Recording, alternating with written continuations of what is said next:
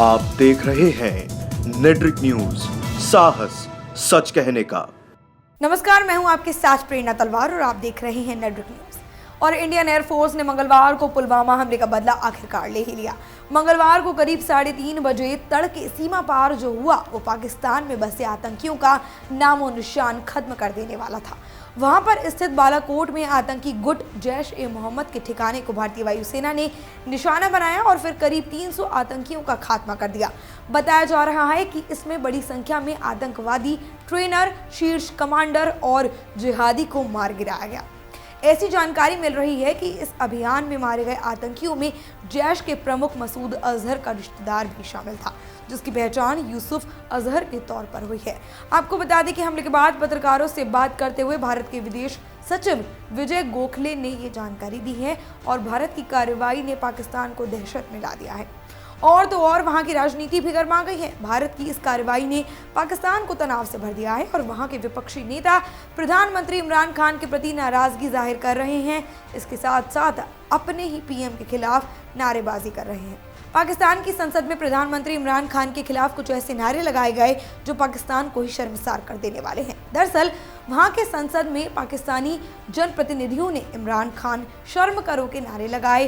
भारतीय सेना की कार्रवाई के बाद जैसे ही पाकिस्तान की संसद में मंगलवार को कार्रवाई शुरू हुई तो सदन में जबरदस्त हंगामा शुरू हो गया और इमरान खान पर उनके विपक्षियों ने निशाना साधना शुरू कर दिया। सदन में जोर जोर से नारे लगाए जाने लगे कि इमरान खान शर्म करो।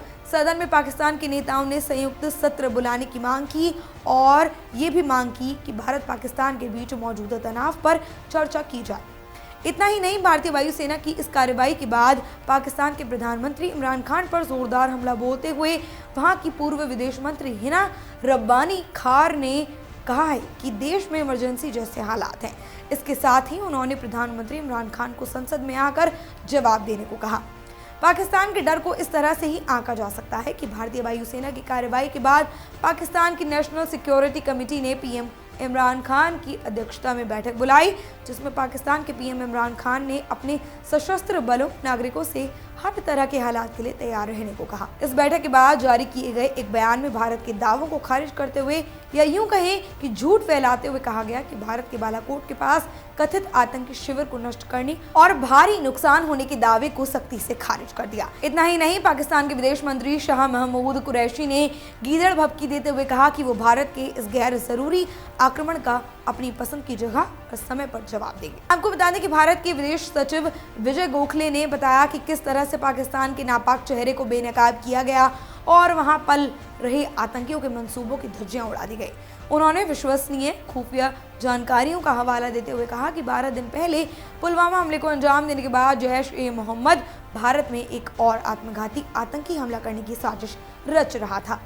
सचिव ने बताया कि इस जानकारी के बाद सीमा की दूसरी ओर जैश-ए-मोहम्मद के सबसे बड़े आतंकी शिविर पर गैर सैन्य एक तरफा हमले किए गए।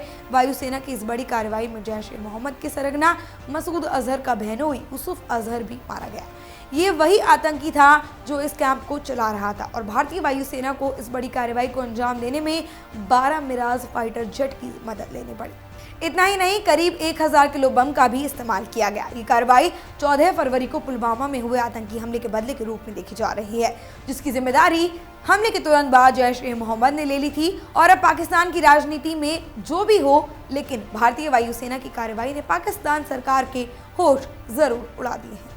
फिलहाल के लिए इतना ही। और भी अहम खबरों को जानने के लिए सब्सक्राइब करें नेट्रिक न्यूज को। हमारे साथ जुड़े रहने के लिए हमारे YouTube चैनल को सब्सक्राइब करें, साथ ही बेल आइकन को दबाएं। नेट्रिक न्यूज की खबरें सबसे पहले देखने के लिए।